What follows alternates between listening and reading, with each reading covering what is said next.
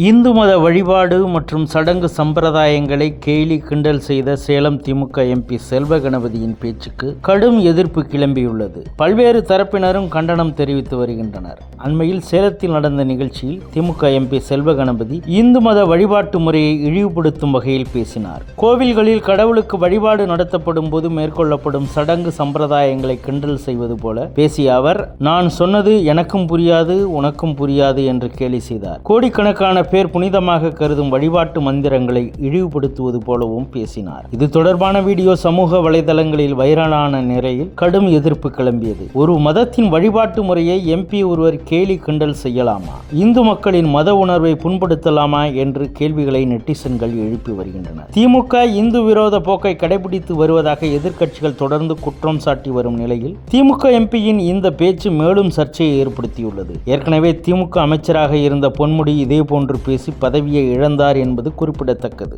ஓம் தத் புருஷாய வித்மஹே மகாதேவாய தீமஹி தன்னோ ருத்ர பிரச்சோதயாத்.